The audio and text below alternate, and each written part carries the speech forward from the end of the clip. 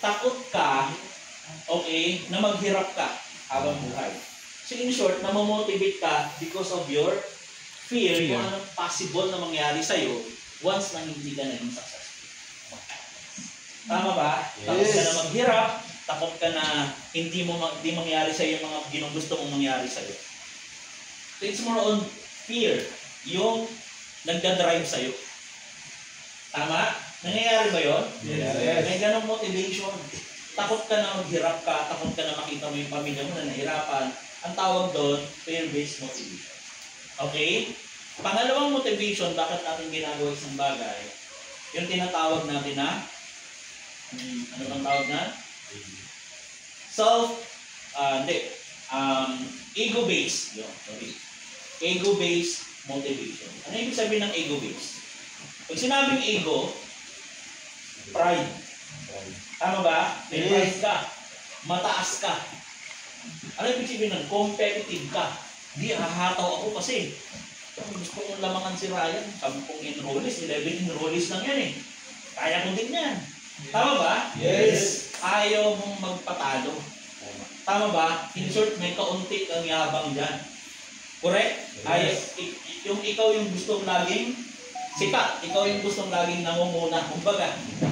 Tama? Ang tawag doon, ego-based motivation. Okay din siya. Hindi ko sinabi na mali. Okay? Hindi ko sinabi na mali yung ego-based motivation.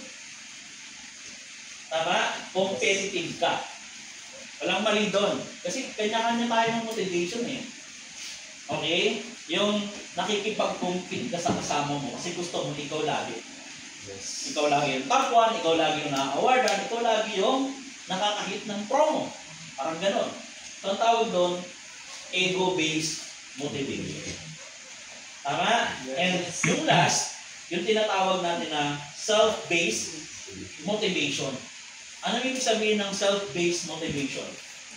Pag sinabing self-based motivation, ito yung kahit walang nagmo-motivate sa'yo, hahataw ka.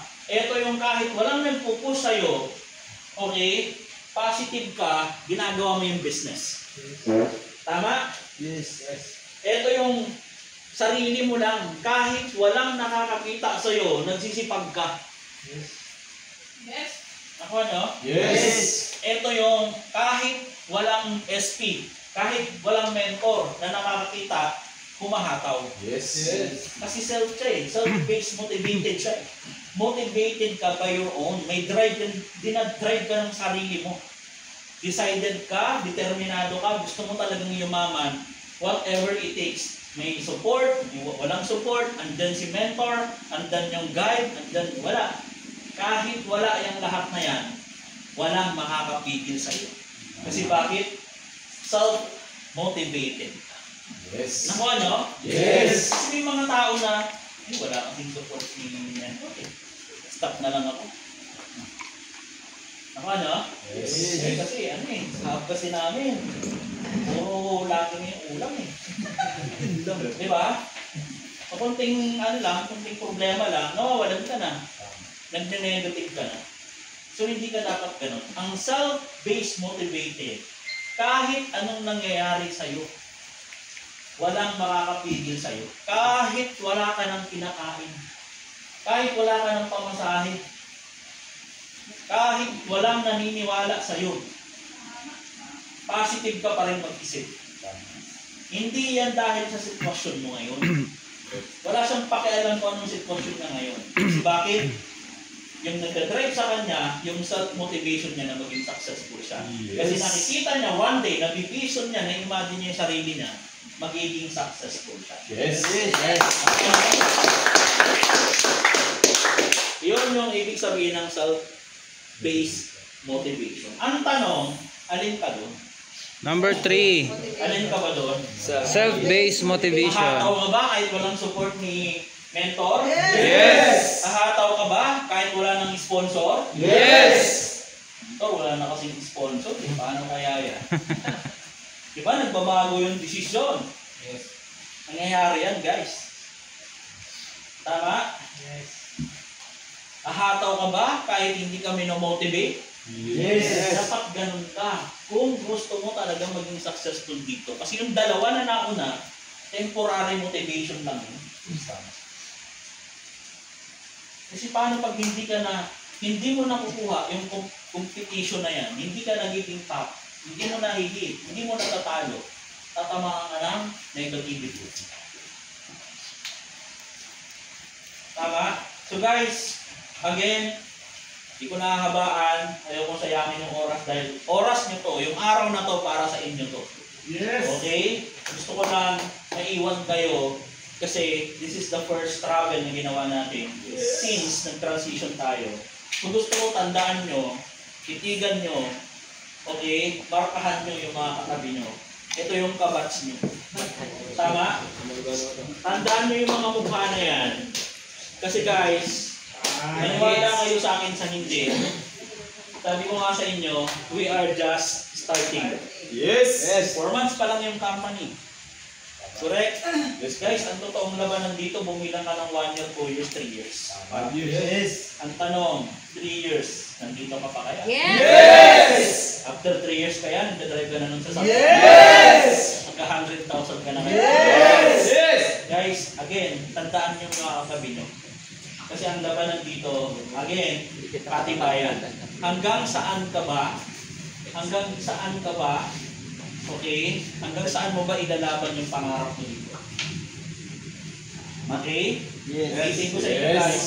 Kung gusto nyo maging successful, dapat ito yung number 3. Tama. Kahit mahirap yung sitwasyon, puyat, gutom, yung na-experience nyo dito, it's okay. Kasi bakit?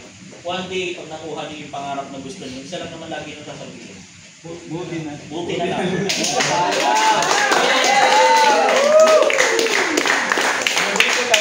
Diba? Kasi doon mo ma-appreciate eh. Once na nag-drive ka na ng dream car mo, doon mo ma-appreciate yung hirap na pinagdaanan mo. Yes. Diba?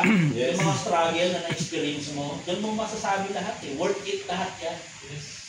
Tama? Kaya again guys, simula pa lang tayo, 4 months pa lang ang company.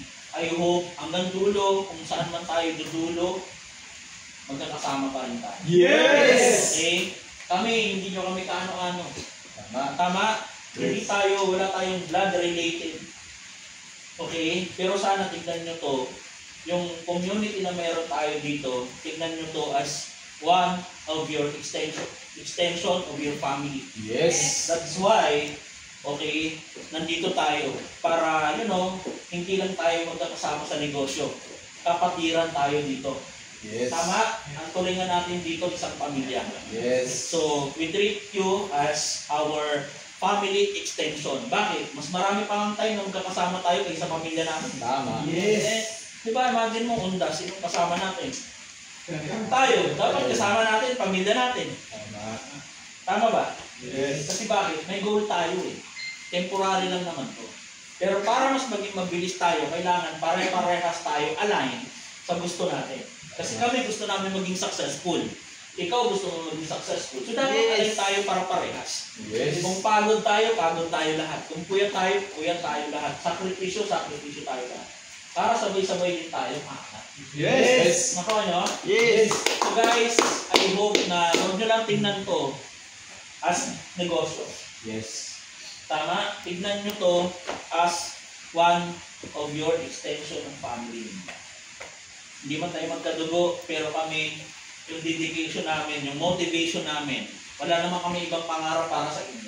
May experience nyo, paano yung buhay na pinapangarap nyo. Ano man yung pangarap nyo sa buhay. Kasi ako narating ko na rin naman na lahat halos. Experience, yung kinikwento ko sa inyo, experience ko na lahat. So, ano yung nagdadrive sa akin? Ano yung nagmo-motivate sa amin to continue? Bakit namin ito ginagawa? Diba? Kasi isa sa mga turo sa amin, nung nag-start ako, hanggat may sumasabay, hanggat may naniniwala, hanggat may nagtitiwala, ituloy mo yung negosyo. Yes. Dahil kung isa man yan, dalawa man yan, lahat naman nagsisimula sa isa. Actually, nag-i-start yan sa sarili mo. Mag-isa ka ngayon, okay lang. Kasi dyan magsisimula yung madami, sa'yo. Diba? Kaya nga kung nag-i-explain tayo ng business, saan tayo nagsisimula? Ito. Ikaw. Correct? Yes. Sa'yo magsisimula. Kung mag-isa ka ngayon, ang goal mo, ma-duplicate ka, dumami ka. One day, ikaw naman ang magpapatravel ng ganito. Yes. Correct? Yes. Masarap na nakikita ang bawat isa, lalo na kapag kayo naman na, alam mo yon, na-experience nila yung mga bagay na hindi pa nila na-experience sa buhay nila. Alright? Yes. So with that guys, again, palakpakan natin yung bawat isa. Congratulations, of course, kay Ryan sa nanalo ng pagmani natin. Ryan, keep it up. Monthly naman yan, monthly guys, sa mga hindi na kasi, alam na. Tama? O, bawi. Ngayon pa lang, first week pa lang, dapat bakbakan na, hataw na. Yes. Actually, bonus na naman yan. Hindi pa naman yung totoong income dito. Okay? Yung totoong income natin, yung kita doon sa portal. Yes. Correct? Yung totoong kita. Yan, ano lang yan. Kumbaga sabi nga, pang kape-kape, pag snack-snack. Pero malaking bagay. Correct? Yes. Kaya, sipagan natin, November 7. Okay? Ilang days na lang. Mag-jingle bell na. Again, this is the best time na sabi nga, rat-rat, trabaho tayo ng todo para ang next na i-enjoy naman natin yung magiging Christmas party natin. Yes. Okay? Masarap mag-celebrate Yes. ng Christmas. Isi-celebrate mo yung mga wins mo sa buhay, yung mga panalo mo sa buhay. Yes. Yung tipong nag-stay ka, panalo ka na. Yung tipong may nag-negative sa'yo, di ba? Pero nilaban mo, positive ka. Yung tipong pinapauwi ka na ng magulang mo, anak, dito ka na lang. Pag ka nagtsatsaga dyan. Di ba? Nangangayayat ka na, laki na ng eye-bag mo. Kasi kulang ang tulog eh. Tama ba? Yes. Guys, sakripisyo. Part ng negosyo natin. Yes. Okay? Diyan tayo mag-start. I-celebrate natin yan this coming Christmas. Hindi pa man ganun malaki. Pero again, sabi ko nga, lahat ng malaki nagsisimula sa Maliit. yung tinawid mo, yung mga pinagdaanan mo sa buhay. Kasi marami naman tayong ganun eh. Na hindi mo napapansin nandito ka na. May mga times na akala mo katapusan mo na. Pero hindi naman pala. Tama ba? Yes. So yun pa lang, panalo ka na sa buhay. Correct? Yes. So with that guys, again, congratulations, God bless, and enjoy the rest of the day.